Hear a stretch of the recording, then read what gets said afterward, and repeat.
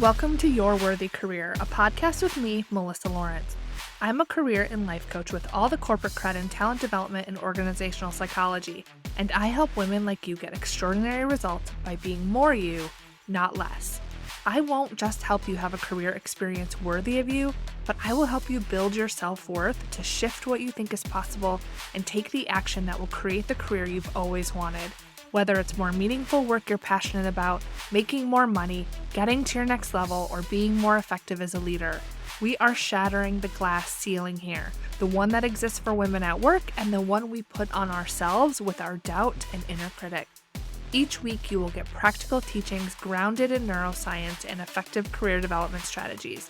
You'll experience deep mindset shifts and the perfect amount of woo so you can run your career with ease rather than your career running you. You were born for more, and I'm going to help you get there, with maybe a few dance parties along the way. Your up level begins now.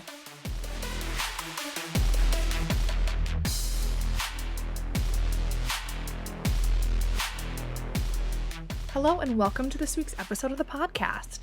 Let's start this episode off with a celebration. Today, I want to highlight one of my clients, Sonali. Sonali and I started working together earlier this year, and when she came to me, she was spending 20 hours a week searching for a job. She was exhausted. She's a scientist who wanted to move into a project management role, or so she thought. Now, here's what she has to say about her coaching experience. When I joined coaching, I was in distress and was ready to jump and find a new job with a different job function. I had spent many hours on LinkedIn looking for one. While I did get some interviews, I was unsure of my decision or unclear of my path forward. With the coaching sessions, we did a deep dive on what the problem areas were in the current job and how those could be improved in the short run. We then did exercises to understand where my interest really lies and what my strengths are. It was a very holistic approach. I am less anxious, more positive, and overall more productive. Coaching helped me to get a good baseline level so that I could move to my next level, get my next job with more confidence and deservingly. This positive attitude had a trickle effect. I started exploring other mediums and activities that instill confidence, happiness, and more balance, like music, exercise, and time with my family. I would recommend that biotech companies and forums invite you as a speaker, and I think many people in the industry at all levels would like to get coaching from you. Thank you, Sonali. When we went through my process, what she actually discovered is that she didn't want to move into project management. So she not only saved those 20 hours a week, but she saved herself from a decision that she would later regret. Instead, she got happy now, cut the stress out, is working less, building better relationships at work. We got clear on what she really wanted, and now she's working toward advancement while getting excellent feedback at work. Some of the other wins she had are so important. Like she mentioned, more time with the family. She started exercising, taking on hobbies she enjoys. Overall, she has more happiness and is more confident in her life because she chose to work on her career. It's so incredible what just a few months can do for your career and your life. And that is something that a lot of my clients tell me is they can't believe how much their life has changed. That they will go meet people and they like old friends or old colleagues and they will say, oh my gosh, you're so different. I can't believe how different you are. Like they're lighter, more confident, all because they chose to work on their career. It's pretty incredible. Now, I wanted to share this because it really ties to what we're talking about today, and that is job searching. I have this concept that I talk to my clients about and I want to share it with you. It's fast stream and slow stream job searching. There are certain activities you can do that are going to have higher value and more return on your time, and other activities that have a slower or less likely return on your investment. And no one wants to spend more time navigating the tedious online job application process if they don't have to. You want to at least make sure the time you're spending is going to be worth it, right? There have been a lot of changes in the industry between reorgs, job changes, staff reductions. So I thought this would be a great time to talk to you about how you can optimize your job search. Now, first, let's talk about the slow stream or low stream activities. I call this slow stream because I think of this as being on a lazy river. You're kind of getting your feet wet, you're floating around, doing some things that are moving you along on your job search, but you're not super active. You're not like playing volleyball, getting all wet and making those dives into the water, right? You're just kind of making a little bit of progress. And these activities are the slow stream activities. I think of the lazy river, right? So let's dig into what these slow stream activities are. One is searching online and applying to jobs that you're qualified for, right? This is an obvious place that people go, but this is a time suck. You can definitely automate this, and what likely happens is you start searching and then you get distracted by someone's post or your phone or an email, and the time that you've spent on there isn't the highest quality of time. So although if you know what you want, yes, search online, apply to those jobs. I'm not saying don't, but I'm saying that as the whole strategy is just not getting you anywhere good, not anywhere quickly. And because it tends to just be let me scroll and let me see what's available, let me see what I'm qualified for, and then spending a bunch of time applying to random jobs. And when I say random, I mean ones that you're not really sure that you want, but you seem qualified for or you're interested in. It just isn't getting you ahead the way that you want to. Another slow stream activity is to wait or put all of your eggs in one basket when you get an interview. And I see this pretty frequently. So you can get really excited that you just got an interview at your dream job or one you're really interested in. And so then you just stop applying. You stop networking, you stop doing the things that you were doing. And then if the job doesn't work out, either because you decided it wasn't a good fit for you or they decided you're not a good fit for them, you've lost your traction. You've lost that time.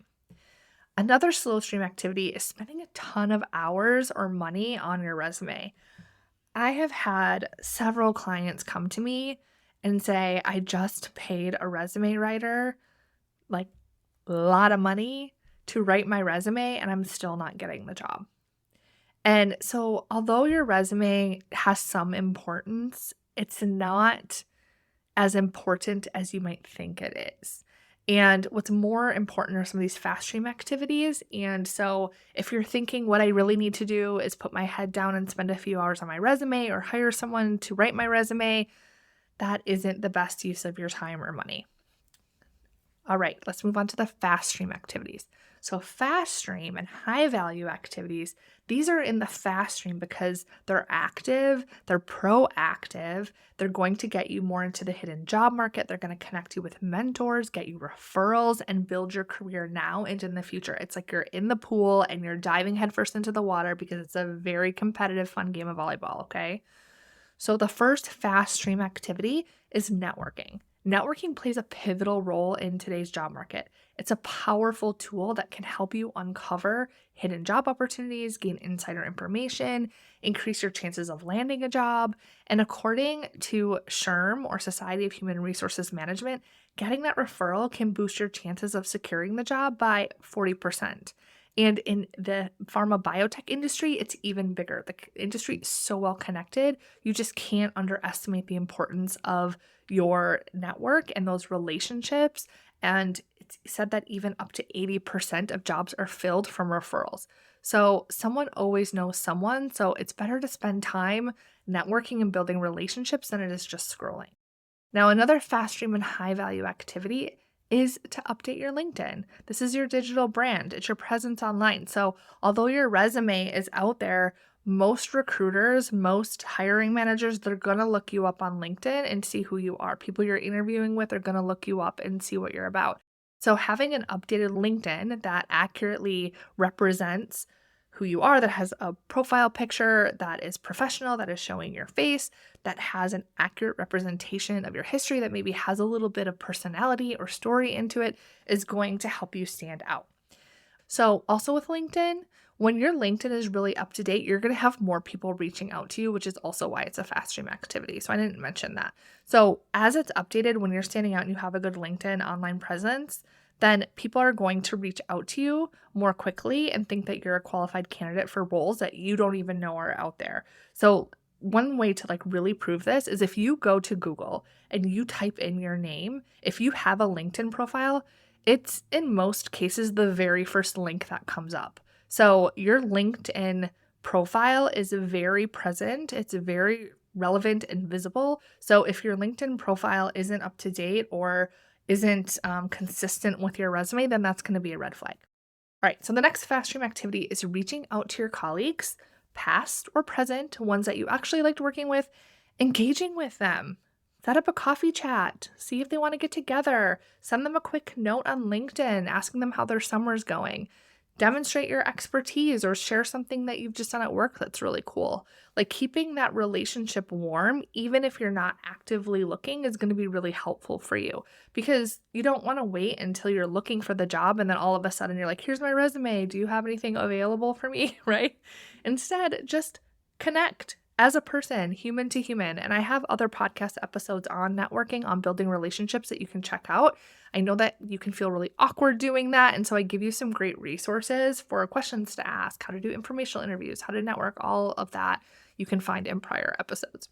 Okay, so let's see. The next fast stream activity is to be selective. So what can happen is that you can look at your resume, feel stuck and be like, what am I qualified for or what would make sense? And you start applying to a lot of jobs, right? And that doesn't necessarily give you a very good reputation to potential hiring managers or employers.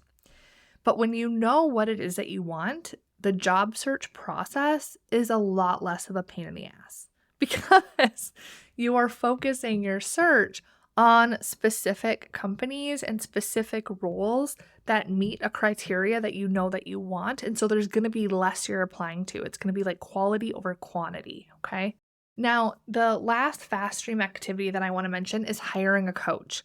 So I would be doing a disservice if I didn't mention that when you hire me, for example, you get clear on what you want and personalized strategy and mentorship to walk you every step of the way into your ideal role, better paid and working less hours. It's what I do. It's like a golden ticket or getting you on the fast track into a career that you actually love and want to have. So there you go. There are 3 things that are going to give you less return on your investment and 5 things that are going to give you a bigger return and better outcome for your time and effort. This is my slow and fast stream strategies. Now, a little note here. You should still apply to jobs that you're interested in. And yes, put some effort into your resume, but don't spend all of your time here. My point is that spending an hour researching could be spent reaching out to 5 connections on LinkedIn or attending a networking event, and that is going to be more beneficial for you now and in the future. I have some additional resources on this that I will link to in the show notes on what recruiters are looking for, how to navigate interviews and prepare for them. There's a lot of good stuff for you back on this podcast and other resources that I've put out. Now, before we end, I want to acknowledge and recognize the emotional journey of job searching. Based on your circumstances, this could be something that has a lot of urgency or something you're just considering. Job hunting can be a roller coaster of emotion. There's excitement, anticipation, disappointment, and of course, rejection. It's vital to recognize and acknowledge these emotions as part of the job search process. Remember that you're not alone in this journey, and it's perfectly normal to experience all sorts of feelings. Don't let these emotions hinder your progress. Take care of yourself in this process. Schedule time for job searching activities and make your time count by identifying what you will accomplish in that time. Allow yourself breaks. Give permission to feel how you feel rather than shove it down or tell yourself that you should just feel differently. And don't give up because it is part of the process. Job searching in today's market requires a strategic approach, an empathetic mindset to yourself, and resilience. But it does pay off, especially when you get into your ideal role that you're energized by and love going to, making an impact only you can. If you're looking for more support on identifying your ideal role, I want you to look into Beyond the Ceiling. It's a brand new group where I'm walking you through my process that I have been using for years with all of my clients like Sonali, who you heard about earlier on this episode. You can get all the details about this program. We are kicking off with a live event in October, but you can save your spot now and make sure that you are walking effortlessly into a role that you love and have the career that you really want. You get all of those details on my website at yourworthycareer.com. Have an amazing week. Hey there, if you're ready to be in a role you love, I want to invite you to join Beyond the Ceiling, where you're going to stop feeling stuck, know your best career move, get in a role you love where you can have the impact you want to while feeling more confident and earning more with my proven process. Head over to yourworthycareer.com/beyond to get all of the details.